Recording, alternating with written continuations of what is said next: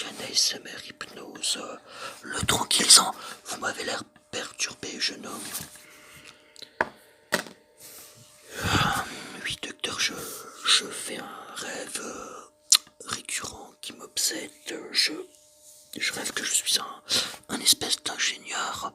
Je suis devant un parterre de personnes, une espèce d'assemblée, et je dois leur prouver l'existence de Dieu. Je voudrais savoir ce que ça veut dire.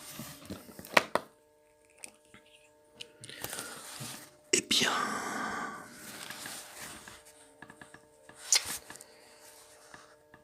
qu'est-ce que ça peut signifier pour vous, l'existence de Dieu?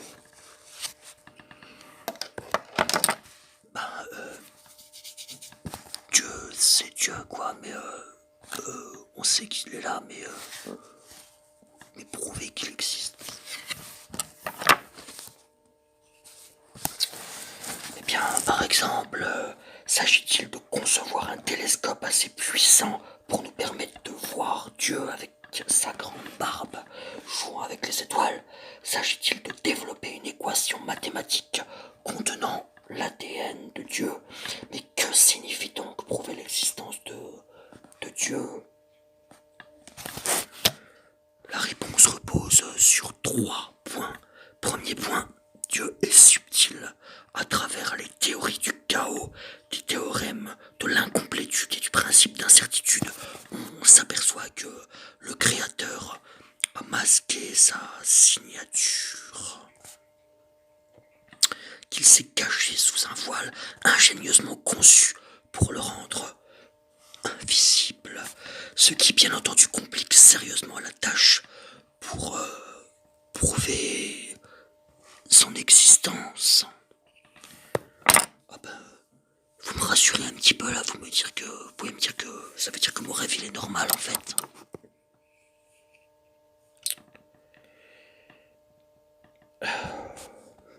Deuxième point, Dieu n'est pas intelligible à travers l'observation. Autrement dit, on ne peut pas prouver son existence par le biais d'un télescope ou d'un microscope. Mais pourquoi pas? Pour diverses raisons. Supposons que l'univers soit Dieu, comme le soutenait Einstein. Comment l'observer dans sa totalité? On est arrivé à la conclusion que les physiciens et les mathématiciens observaient l'univers un peu comme un ingénieur regarde une télévision. Imaginez qu'on demande à un ingénieur ce qu'est une télévision. L'ingénieur va observer l'appareil, le démonter entièrement et dira qu'une télévision est un ensemble de fils et de circuits électriques structurés d'une certaine manière. Mais je vous le demande, pensez-vous que cela apporte une réponse complète, adaptée à la question de savoir ce qu'est une télévision? Hein? C'est quoi une télévision en fait?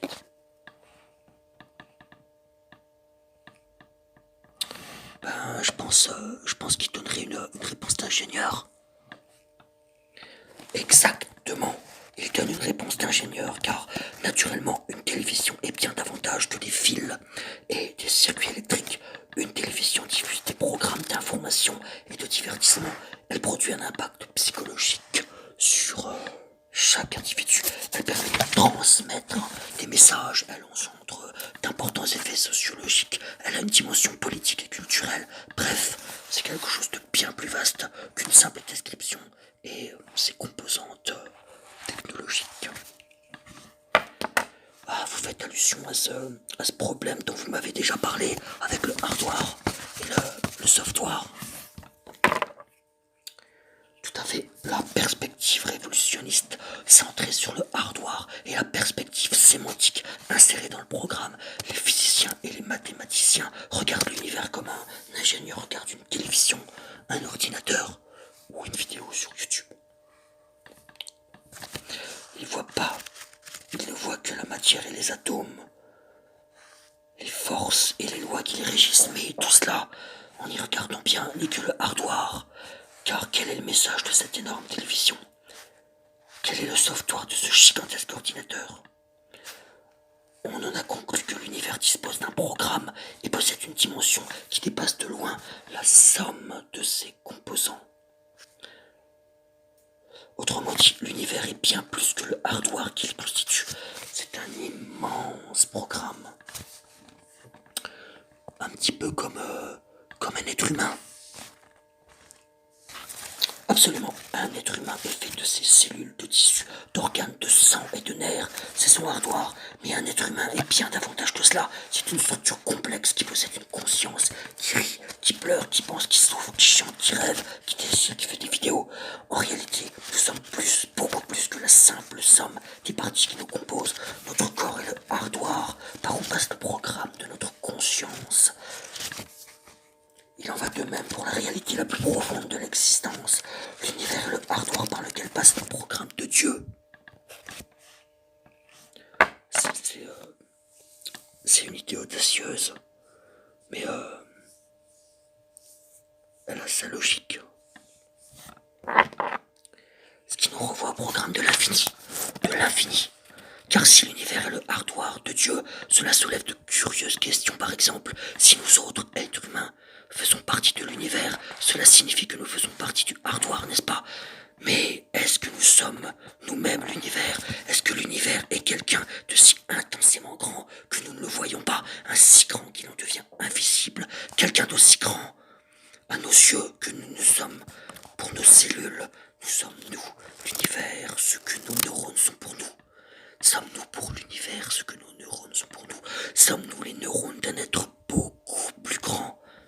L'univers est-il une entité organique dont nous sommes que les minuscules cellules? Sommes-nous le Dieu de nos cellules? Et nous, les cellules de Dieu? Sommes-nous le Dieu de nos cellules? Et nous, les cellules de Dieu?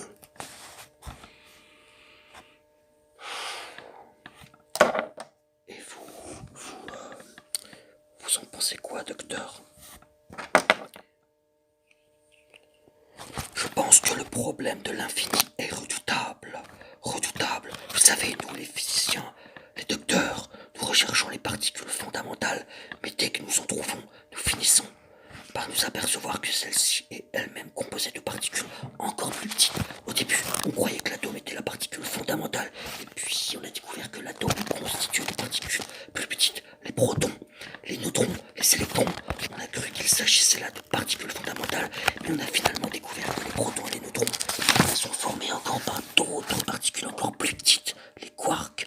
Et d'aucuns pensent que ces quarks sont eux-mêmes formés par des particules encore plus infines qui à leur tour en contiennent encore d'autres plus petites. Le microcosme est infiniment petit, vous savez, comme des poupées russes, comme ça qu'on empile les unes sur les autres. Ah, c'est comme dans le paradoxe de Zénon. Tout peut se diviser par deux. Et vous connaissez le paradoxe de Zénon, je suis bluffé. Mais c'est exact. Et pour la même, tout peut se multiplier par deux. Par exemple, notre univers est immense. Pourtant, les dernières théories cosmologiques admettent la possibilité qu'il en existe des millions d'autres. Notre univers est né, il grandit. Et comme le démontre la deuxième loi de la thermodynamique, il mourra.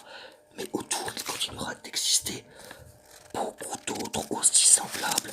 C'est comme si notre univers n'était qu'une bulle d'écume entourée par d'autres bulles similaires au milieu d'un immense océan. On l'appelle le méta-univers. Wow. Donc l'univers est bien infini. C'est une possibilité, mais c'est pas la seule. Wow, il y en a donc d'autres. Il se peut également que l'univers soit fini. Fini, qu'il soit fini. Vous croyez vraiment que c'est possible? Eh bien, c'est une autre possibilité. Mais comment que ça se peut? Comment que c'est possible? Il serait fini sans avoir de limite. Fini sans avoir de limite, l'univers. Mais comment une chose peut être finie sans avoir de limite? Je comprends pas. C'est simple.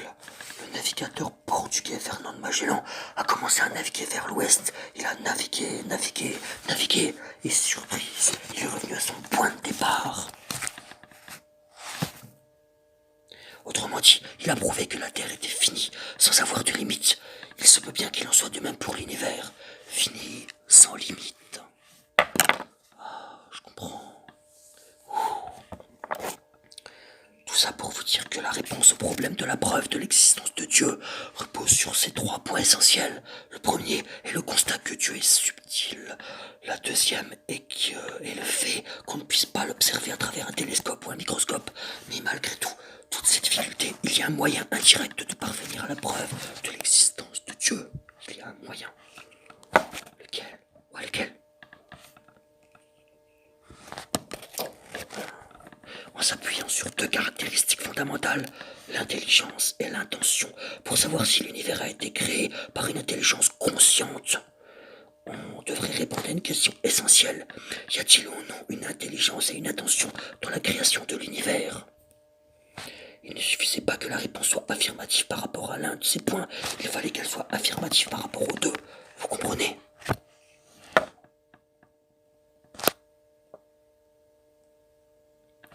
Pas très bien. Il ne suffit donc pas de prouver qu'il y a une intelligence. Bien sûr que non. Si l'on observe la rotation de la Terre autour du Soleil, il semble évident qu'il y a une intelligence dans le mouvement. Mais cette intelligence est-elle intentionnelle ou fortuite? Car après tout, il pourrait s'agir d'un pur hasard, non? Si l'univers est infiniment grand, il est inévitable que parmi un nombre infini de situations différentes, certaines présentent les mêmes caractéristiques que la nôtre, mais si l'intelligence cosmique est fortuite, il devient impossible d'y voir la main de Dieu. Il faut donc déterminer également s'il y a une intention. Je comprends. Le problème, c'est que le concept d'intention est très difficile à concrétiser. N'importe quel professeur de droit vous le dira. Lorsque d'un procès au tribunal, l'une des grandes difficultés est justement de déterminer l'intention de l'inculpé ayant commis un certain acte. L'inculpé a tué une personne, mais il l'a fait parce qu'il a voulu ou par accident. L'inculpé sait bien que tuer volontairement est plus grave, et en général, il prétend l'avoir fait sans intention. Tout n'était qu'un concours de circonstances, un terrible hasard. La difficulté revient donc à déterminer l'intention de l'acte. Il en va de même pour l'univers. En regardant tout ce qui nous entoure, on constate qu'il existe une grande intelligence de la conception des choses. Mais cette intelligence est-elle fortuite ou existe-t-elle une intention derrière tout ça? Et s'il y a une, quelle est-elle? Enfin, un point crucial, existe-t-il un moyen, s'il y a intention, d'en démontrer l'existence? La réponse, elle n'est pas dans cette métaphore de la montre dont on m'avait parlé l'autre jour. Oui, la montre de William Paley est un puissant argument. Si l'on découvre une montre par terre et qu'on l'examine, on s'aperçoit aussitôt qu'elle a été conçue par un être intelligent ayant une intention. Or, si cela est vrai pour un objet aussi simple qu'une petite montre, pourquoi ne le serait-elle pas pour quelque chose de bien plus intelligent et plus complexe comme l'univers? Mais justement, c'est une preuve. C'est un puissant indice d'intelligence et d'intention, mais ce n'est pas une preuve. Mais alors, comment en établir la preuve? Comment? C'est Einstein qui nous a mis sur la piste. Quelle piste? Suivez-moi, je vais vous montrer la seconde voie.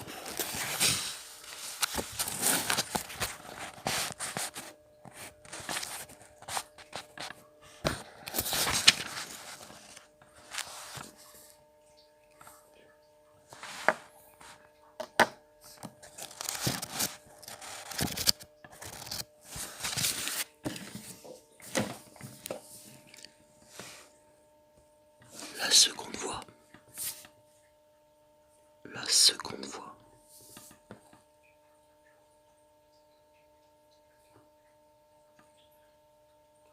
Je vais vous en parler dans ma prochaine vidéo. Par contre, encore une fois, ça nous ramène à la question fondamentale qu'on peut se poser. Donc, l'univers est-il un hasard ou pas?